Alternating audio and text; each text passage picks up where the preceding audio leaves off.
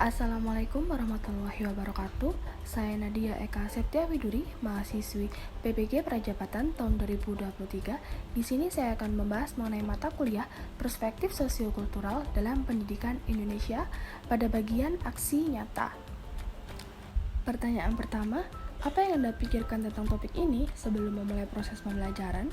Topik ini membahas tentang pendidikan yang ada di Indonesia, di mana dalam sudut pandang yang dibahas adalah sosial, budaya, ekonomi, dan politik. Kemudian, bagaimana guru bisa menyesuaikan berdasarkan latar belakang peserta didik yang berbeda-beda. Kedua, apa yang Anda pelajari dari konsep yang Anda pelajari dalam topik ini? Multikulturalisme, yang mana artinya adalah konsep keberagaman cara pandang seseorang dalam menyikapi perbedaan suku, budaya di lingkungannya.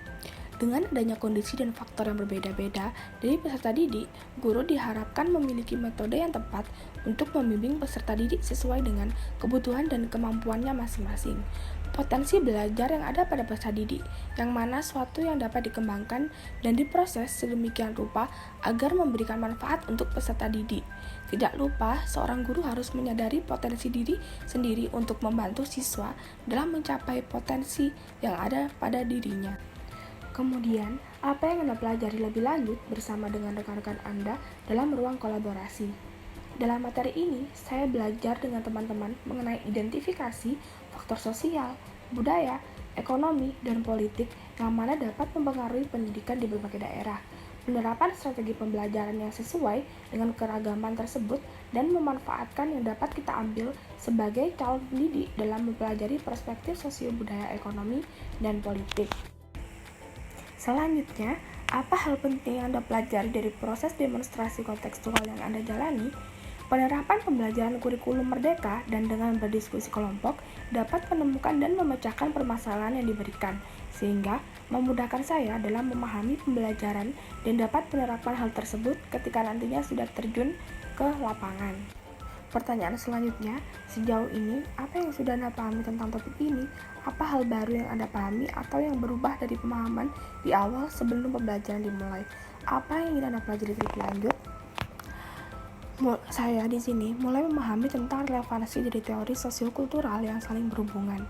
Sebelum proses pembelajaran, saya tidak tahu mengenai teori Vygotsky, dan setelah proses pembelajaran, saya tahu akan hal tersebut.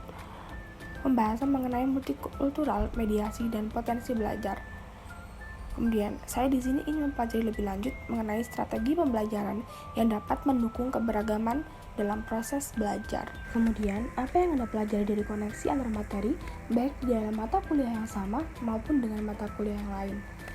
Saya di sini sudah menggambarkan koneksi antar materi perspektif sosiokultural pada tugas sebelumnya dalam bentuk minmap.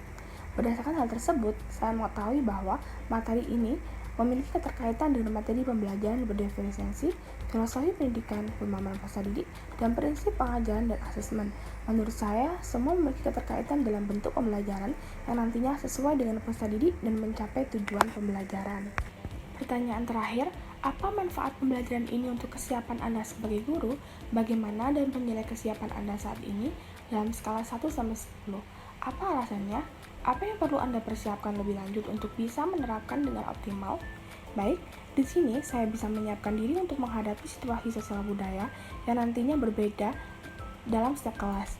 Kesiapan saya adalah 8, karena sebagian besar sudah memahami materi yang ada pada mata kuliah PPG dan selanjutnya bisa saya gunakan bekal untuk menerapkan di kelas secara langsung.